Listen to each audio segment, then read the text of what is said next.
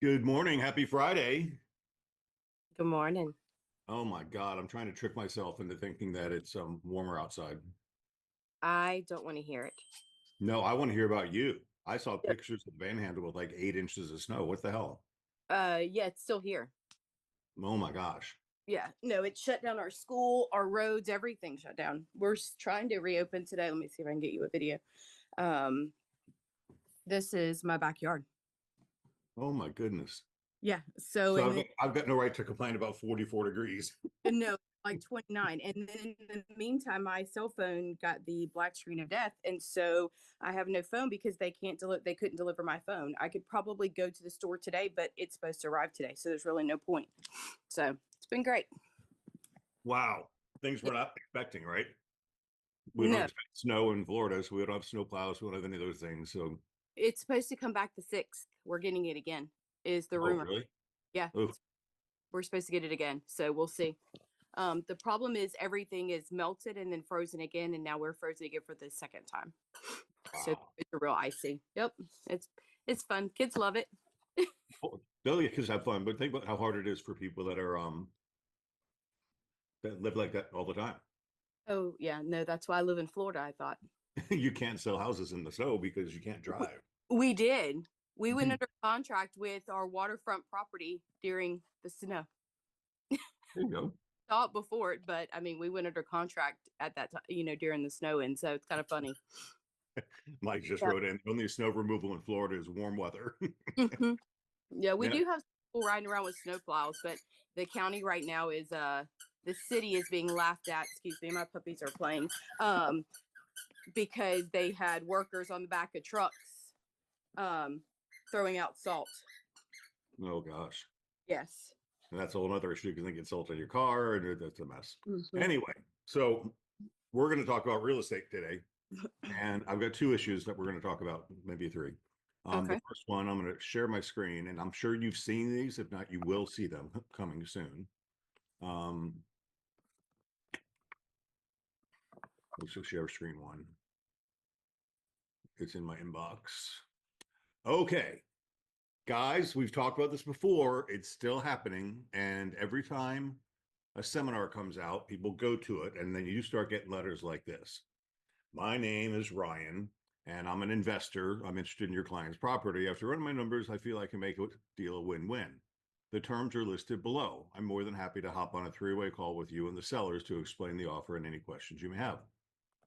All right, sounds good. This is a seller finance or seller carryback offer. I will pay out the equity in the form of a down payment and continued monthly payments. Please keep in mind the sellers will not pay for buyer's commissions or closing costs. This results in a higher net cash offer to the seller than a traditional cash offer. The terms are below. And then here we go. Have you gotten any of these yet? Oh, I've gotten tons of them, but Uh-huh. I talk to my people ahead of time, and they don't wish to pursue them. So I usually just to send them to spam because Right. they're spam. Let's be honest, they're really spam. They really are. They're sending dozens of these out, but we do have an obligation as a realtor to Mhm. present all offers. Correct. So we have to tell them about it, tell them Yep. it's a scam because it is. But here's the problem. Purchase price 435. Let's say that's acceptable. Sellers carry back at 412. So what are they really doing? They're trying to assume the Hmm. seller's loan at the seller's terms. Why is that a problem? Because not all loans are assumable, and therefore if they're not assumable, the seller is going to continue to carry the loan. So Exactly. yep. Right. And there's also something in most mortgages called a due on sale clause Hmm. that Yep. says if you transfer title, you got to pay off the mortgage. So the seller would be committing fraud. Correct. They're going to give them $22,000. Shit, I would buy a 425, 435 house with $22,000 down, take over the seller's note at 3% or whatever they're at. Hmm. Monthly payments at 1740 at 3% interest. I'd buy this one too. A 10-year balloon, even better, right? No buyer's agent, earnest money deposit of 1%. That's $4,300. Blah, blah, blah, blah. Closing dates flexible, will be like 30 days or less. We have a 10-day inspection period, how my offer works, blah, blah, blah. I don't want to spend a lot of time on this, but No. it's out there and you're going to see them. And the answer is yes, you have to present the offer to the seller and I know you don't like it when I say this, but people don't like it when I say it. Tell them, run this by your attorney, because we can't give legal advice. And my advice here would be legal. No, because of due on sale clause. 2, it's too good to be true. 3, it's just, what does Jeff call him? A sleazy vulture Oh yes, most bottom definitely. feeder, right? Mhm. It's just too good to be true. So I wanted to get that out of the way because we're still seeing them, and I've talked about them pretty often. I used to go back to them and say, if this is truly a cash offer, they're all interested. Well, they can't really do a cash offer. No, they're putting $22,000 down. That's it. So, you bring us a cash offer with these terms, they'll take it all day long. Mm-hmm. Yeah, pay off my note. Mm-hmm. Let me satisfy my note and get me off the hook and put some cash in my pocket. Yay. That's the way a deal's supposed to work. And that's why they hire real estate agents. Okay. Yes. So that was that. I want to get, Jeff sent me this morning, so I know they're still coming around. So just please be careful and don't practice law. Present the offer to the seller, explain that it's probably a farce. And if they have any questions, they should contact a lawyer, which will probably scare them enough so they don't even think about it any further. Okay, so I don't think, Leveda, you and I have talked about this before, but I'm switching screens now. Am I sharing my dot loop screen now? Yes, you are. Okay. So the other day, I'm going to stop my share for a minute. The other day at sales meeting, I went through a bunch of slides from Keeping Current Matters, and we talked about the things that consumers want from real estate agents. And it was really cool because we went through a lot of stats that said realtors are valued. Mm-hmm. 96%, I'm sorry, 94% of home sellers use a real estate agent, which means only 6% went for sale by owner, which is the lowest it's been in decades. So of late, they've been saying realtors are losing value. Nobody wants to work with them. But the fact of the matter is more people are using realtors now than ever before. And in those slides, we talked about the things that consumers valued the most. And it was shocking to me because the number one thing was they wanted our help finding a home, which is crazy to me because everybody goes to Zillow or realtor.com to find their home, right? And then they went on to say that only 4 out of 6 properties were actually viewed in person because the consumer ruled it out by online viewing. Super cool. And then they went through the things that consumers value that realtors do. And one of them is managing the transaction, right? And they broke it out between first-time home buyers and then repeat home buyers. And both raised that question. We want somebody to help us manage the transaction. So in full disclosure, I'm going to share the FARBAR recording of the contract critical date timeline, but this is for FARBAR 6, and now we have FARBAR 7 out there. So I will update it today, and we'll get a new version of FARBAR 7 out so everybody can see it. But I'm going to share my screen again, and this is, I don't know if you do this or not with your consumers, but consider it, right? So educated consumers are super important. Am I sharing my screen now? It's like the red screen up. Yes, it's up. Okay. This is in dot loop. I went to all documents. I typed in critical and this form popped up and it's right there. Right. And it just goes on. Right. So what has to be updated are these line numbers, and I'll update them when I compare it to FARBAR 7. But very simple. It's designed to, well, honestly, it's designed for your transaction coordinator to do this for you. So you don't have to mess with it. But then it's designed to be shared with the buyer, the seller, and the other agent, right? Whether you're the listing agent or the buyer's agent. If you go through these things, the critical dates in the contract, the purchase and sale contract, which is what today is Master of the Contract Friday. There's really 1, 2, 3, 4, 5, 6, 7, 8, 9 critical dates that the contract says are important. And the effective date being 1, we all know why that's important, right? Because that's the date where everything starts. Your inspection period starts, your financing period starts, everything starts on the effective date. So that becomes a critical date. Your expected closing date, that's pretty important when you're supposed to close, because who works on that? The loan officer and the title company start from that date. And if we move that date, we have to involve our team to make sure that happens, right? And then we've got line 28 on FARBAR 6 says you have an earnest money deposit due. And you know, what happens if you miss your earnest money deposit date? it's considered a breach of contract. And the breach of contract is penalized how? By forfeiture of deposits paid and agreed to be paid. So if you say you're going to make a deposit and you don't, then you breach the contract and you have to forfeit your deposit. That seller has to sue you for it, but you're clearly in breach, right? And then hopefully, and I encourage this a lot, we do an additional deposit, right? And when's that due? And once again, it defaults to 10 days, but you can make it sooner or later. I like to make it 1 day after the inspection period because I want the seller, and I'm usually seller friendly, I want the seller to feel comfortable. Hey, the inspections are done, the buyer's satisfied, and here's an additional deposit to show you that they're going forward. Just a nice way to negotiate, right? Additional deposit amount, so how much that could be little or a lot, just something that should signify that changing. And then another critical date is loan application due. Once again, breach of contract if you don't do it in time, but most people have their loan applications going before they're even done shopping for a house nowadays. And then your loan approval date. How do you handle, Levada, how do you handle loan approval dates? I just try to stay in communication a lot with the listing agent, period, because that's the biggest deal. Usually go back and communicate on my inspection dates, then just kind of give them an update on the loan. Most Mhm. of my people, before I even get to the point of being under contract, most of them have already gone through an initial underwriting. I don't take people that aren't really ready to go to houses because, especially in this day and age, too many things come up with income. So I don't always remember to go back and do the loan approval, to be honest, but usually I've already talked to the listing agent so much she knows that we're ready to go. Right. Most of the lenders I also use, they're doing a lot of that for us. They do the updates every week of where we're at. So that really takes a lot of the stress off of us. I hear your little dogs in the background. Of, Oh, and they're too little. They don't understand what means. But if I go into them anywhere else, my kids are going to know and they're going to come find me.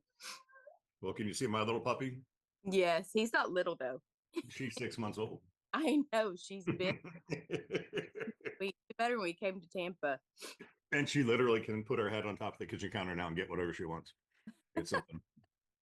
Okay, so I still have this issue with loan approval date because it really is a critical date because it's the last day in which the buyer has the opportunity to tell the seller, hey, I'm going forward, I'm waiving my financing contingency.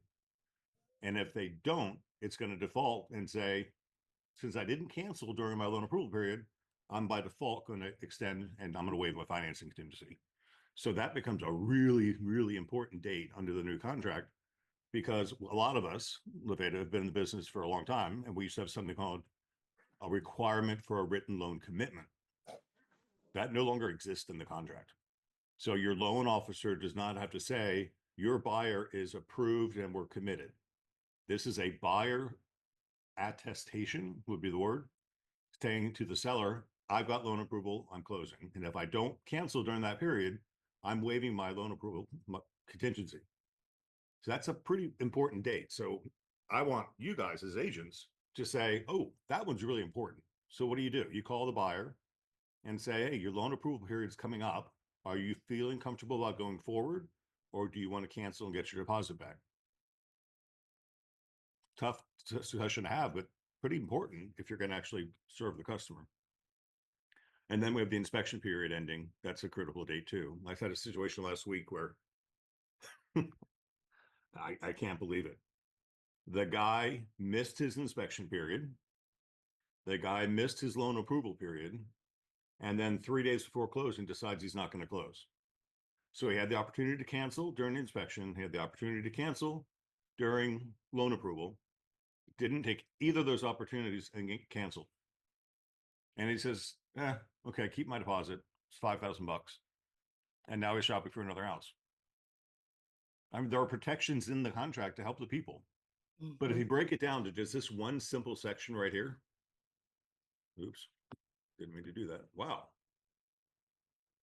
Well, I guess then too, Craig, though, the problem with the financing is he has to have a loan denial anyways, correct? No. Well, we'll look at the contract in a second. I'll break it down for you. No, the loan officer has no commitment in this contract at all. It's 100% up to the buyer to tell the seller if they have loan approval or not. Now, it would be foolish for the buyer to tell the seller they do if they haven't talked to the loan officer, but Mhm. it's up to the buyer to tell the seller. So I guess I've never been told that they could just cancel because they decided they didn't want the house during the financing period. Well, I'm going to show you. Because yeah, I've never heard that. My understanding at that point, you have to get a loan denial because they've already missed that opportunity. That's because you and I have been doing this for a long time. And that's what it used to be. Financing. Here we go. Buyer should make application for financing within 5 days if left blank and use good faith and diligent effort Mhm. to obtain approval. Paragraph 8B1 and 2 above. Loan approval within the loan approval period and thereafter to close this contract. Loan approval, which requires buyer to sell other real estate, shall not be considered a loan approval. So if it's subject to another house being sold, then they've got an out, right? We keep going on here. Buyer's failure to use good faith and diligent effort to obtain loan approval during this loan approval period shall be considered a default under the terms of the contract. For purposes of this provision, diligent effort includes, but is not limited to, timely furnishing all documents and information, which should be done anyway, right? And then it goes on to say, buyer shall, upon written request, keep seller and broker fully informed of the mortgage loan application, loan processing, appraisal, and loan approval, including any property-related conditions of the loan approval. Buyer authorizes the mortgage broker to discuss the situations with the parties. If within the loan approval period, buyer obtains loan approval, buyer shall notify seller of same in writing prior to expiration of the loan approval period. Or if buyer is unable to obtain loan approval, which is up to the buyer, within the loan approval period, but still buyer is satisfied with the buyer's ability to obtain a loan approval and proceed to closing, buyer shall deliver written notice to the seller confirming the same. So it's all on the buyer here. The buyer has the obligation to tell the seller, hey, on loan approval period, I've got it, right? And then it says if buyer is unable to obtain loan approval, whatever that definition is, within the loan approval period or cannot timely meet the terms of the loan approval after all exercise of good faith and diligent effort, buyer may terminate this contract by delivering written notice of termination to seller prior to the expiration of the loan approval period, whereupon provided buyer is not in default of the other terms of the contract, buyer shall be refunded the deposit, thereby releasing buyer and seller. And this is the part that gets me. If buyer, I'll edit for a second there. If buyer is unable to obtain loan approval within the loan approval period or cannot timely meet the terms of loan approval, I'm sorry, I just read that one. I skipped it. 5, if buyer fails to timely deliver any written notice provided for in paragraph 8B3 or 4 above to seller prior to the expiration period, then buyer shall proceed forward with this contract as though paragraph 8A had been checked. And then you go up here to 8A and it says this is a cash transaction with no financing contingency. So it's really important as we get down into this, that the buyer, that when that loan approval period date is really, really important for the buyer to say, hey, this is my opportunity to get out if I need to, or ask for an extension. And then you'll find out when we get into the extension forms, you could extend the closing date and you can extend the loan approval date, but you can't, or you can extend one, but not the other. So when you're the listing agent and the buyer says, hey, I want to extend the closing, okay, but I'm not letting you extend the loan approval period because I want to know that you're going to approve. Because if I extend the loan approval period, then the buyer can cancel. All they have to say is, sorry, I can't get a loan. Nowhere in here does it say they've got to talk to a loan officer or have a letter from a loan officer of denial.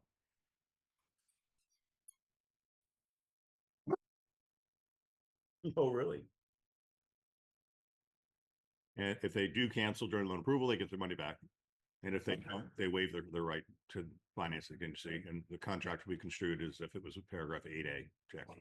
If you go, Wow. my question is if you go further up, it says that the buyer authorizes the mortgage broker, lender, and closing agent to discuss such status. Can you scroll down for me? I'm trying to scroll on my phone like a goober and I can't. Um, to progress and release preliminary and final executed closing disclosure and settlement statements. I mean, I think the problem with that though is as progress grows, are they going to be told that they can actually they have loan approval? I think it's just a gray area saying that the buyer can cancel it. It is. And that's why the lawyers hate this paragraph when they revised it. Because I talked to a bunch of lawyers about it. Because Yeah. it used to be we had to have a written loan commitment from a lender. And now it's literally up to the buyer to make the statement. So if the buyer tells the seller, I'm committed, their only problem is they lose their deposit if they don't close. Where we used to have a third party to tell us they were committed. Now, there are some safeguards. If buyer has timely provided either written notice and buyer therefore fails to close, the deposit shall be paid to the seller unless failure to close is due to one, seller's default or inability to satisfy other contingencies of the contract, or two, property related conditions of the loan or other provisions of this contract. Loan approval, specifically excluding the appraisal valuation.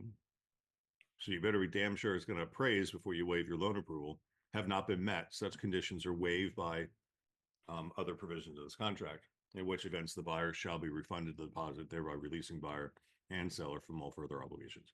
So if there's property conditions related to the loan, which would be important in your VA and your FHA mostly, right? Because the house has to meet certain standards. So if it doesn't, then they can get out.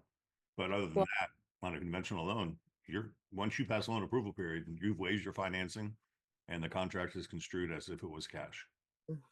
well, and I had an issue that I was able to get the lender to actually give me a denial on the house because of insurance. Yep.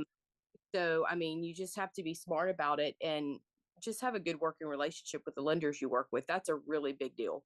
I agree 100%. And I'm not trying to take people out of the rights of their contract, Yep. but I think it's important that we understand what this is. So when you go back to the critical day timeline, that's really it. All the complications we deal with as a brokerage, helping consumers buy and sell real estate, these are the 9 things that are the most important. And if you focus on those 9 things, and I recommend you make a calendar invite, right? We all have Google calendars because we pay for them for you. You put this in with a 3-day notice, in advance and say, oh, by the way, your loan approval is popping up. Let's talk about that, Mr. Consumer or Mr. Seller. This is a critical date too, because don't pack and move until we get past this date. And that's why I think it's important that we all think about when we do extend closings or move closings up, we got to move loan approval dates concurrently, or we don't. It depends on the situation. So what really, I want to take the fear away from the contract, and that's what this was designed to do. There's 9 critical dates. And I don't know, Levita, if you know this or not, you are the #1 producing agent in the entire company. Wow. Yeah, in gross commission. So congratulations, high five. Thank you very much. We don't have official word yet, but we know where we're standing. Thank you. Oh, yeah, good point. Can Yes. seller cancel if notified, if not notified? Yes, the contract does say, if we go back to that contract, if the buyer does not cancel during loan approval period, it just does not answer at all, the seller can say, sorry, I'm canceling you now. So the buyer's out their inspection fees, they're out their appraisal fees, they're out all the other stuff, because if the buyer doesn't take a stand on loan approval day, then the seller has a right to cancel them, and that's in the contract too. Chris said, Jennifer, appraisal is covered by the loan approval verbiage. It is. It says lender receives an appraisal that meets the terms of the loan approval within the loan approval period, which is a double-edged sword, right? Because appraisal does not necessarily mean it has to meet the purchase price. It means it has to meet the terms of the loan they're getting. So if I'm only getting a 70% loan and the appraisal comes in with enough money to satisfy my loan amount, then even though it's not the purchase price, it's still the approval is accepted. Congratulations. There you go. And appraisal is covered, mentioned in the FHA and VA addendum as well. So they're protected on the government loans.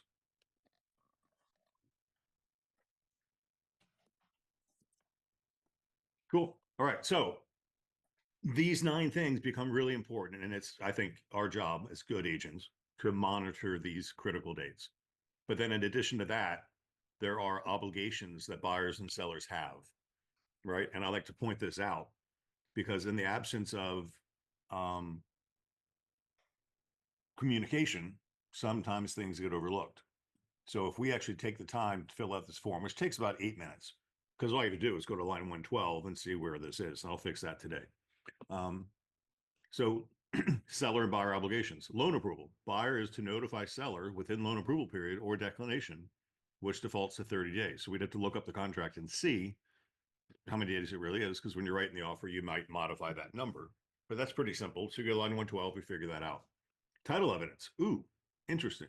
The seller, it doesn't say the title company. It says the seller is to deliver title commitment to the buyer. Stop eating your bed. Eat your toy here. So the Well, seller, I and know, they can't put the title company because technically the title company isn't party to the contract, they're because not. you Right. consider that that's the escrow company, and not always is title company also your escrow company, because some people just like to be difficult. So, Yes. hmm, Yeah, I agree 100%. But this yep, is seller obligation to yep, deliver the title commitment to the buyer. Now mm-hmm, we rely on the title company to do that, do. but it should be a reminder. And if you deal with a good title company, they should take care of that for you. And then the seller also has an obligation to deliver their existing title policy to the buyer within 5 days of the contract signing. Nobody does, but it's an obligation within the contract that if the seller has a title policy, they're supposed to give it to the buyer within 5 days of execution of the contract. And I'm not making this stuff up. That's just what the contract says. And then you got some survey obligations. The buyer surveyor performs a survey. There's a date they have to do that. The seller to deliver existing survey to the buyer. There's an obligation that if the seller has a current survey, they can deliver it to the buyer. And then the buyer has a date by which they have to notify the seller of any survey defects. And when I talk about things like this, I talk about sorry, everybody should get a survey on their new home. I don't want to rely on the seller's old survey. I'll tell you right now, my neighbor just put a golf cart path right down the side of my house. I know 100% he violated the, I don't care, right? But my survey is going to show a defect now, right? And he did this, I don't know, 2 years ago. And I guarantee his original survey does not show that golf cart path. And that's all he does. He drives the golf cart to the back, gets the tree trimming, and drives back up front. Not hurting anybody, but it's just, it's wrong. And his survey, his old survey is not going to show that. But it would be a defect because he has violated the setbacks. Is it concrete? No, brick pavers. Oh, so they can be removed. Yeah, I'm not worried about it at all. But my point is the survey when he bought the house didn't have that there. Now it does. Oh yeah, so he'll need a new one anyways. Yeah, But well, he should. If the buyer chooses not to update the survey, mm-hmm, then they're going to miss that point, right? yeah, So the ours. seller has to deliver their existing survey to the buyer, which may or may not be a true picture, Mm-hmm, right? And then if there's survey defects, the buyer would notify the seller, hey, I'm buying your house. I'm going to assume all your problems. So mm-hmm. you need to fix them before I take title, because once I take title, they're my problems. This one is something that people forget about. And those of us who work in flood zone areas, the buyer has an automatic right to cancel within 20 days if they're not happy with their flood insurance. I've been shopping my insurance lately. My home insurance right now is $8,900 a year. I just got a quote from a really good company for $4,600 a year. So almost half of what I'm paying. My flood insurance right now is $1,186, which is pretty inexpensive. So I'm not going to mess with that one, right? But a new buyer buying my house, well, they can assume my current policy. But let's Mm-hmm. say I didn't have a assumable policy, they'd find out, oh, that's going to be a $9,000 a year flood insurance policy. And they have a right to cancel during that period. So if we don't know this as agents, don't be surprised if one day a buyer says, you know what, I can't get flood insurance at a reasonable rate. I'm canceling the contract. They have the right to do it by default. So what a lot of agents do in these areas is say limit it to 5 days or put it within the inspection period. So you're not held out for 20 days to find out if they're happy with their flood insurance notice. The Interesting. The problem is that's a hard number to hit because you may still be waiting on all your WinMet 4-point inspections to come back to make sure you're okay with those amounts. You may not have them yet because, depending on how long your inspector takes. Yeah, that's could be too. Mm-hmm. But Need they've a got automatic right there for 20 days. So I like to tell our agents, if you find out, let's say your buyer, I hate to say it like this, let's say there's not many homes on the market. Your buyer really doesn't love this home, but it works for them. And while they're under contract, another one comes on the market down the street that's much more appealing to them. Mm-hmm. They have an automatic right to cancel within 20 days of the contract if they want to.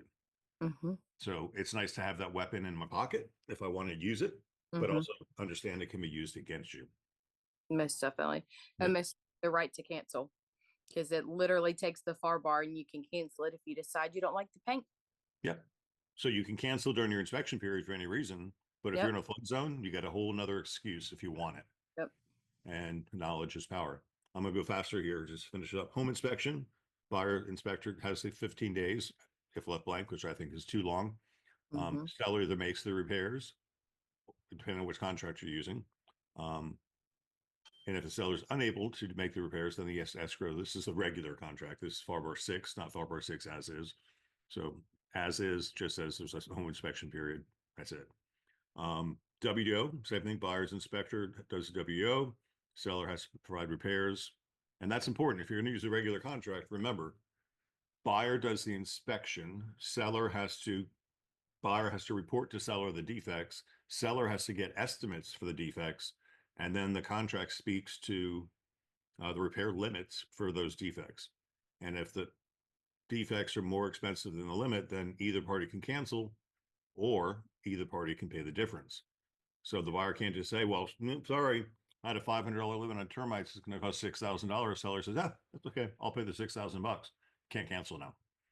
Mm-hmm. And that's in the regular contract.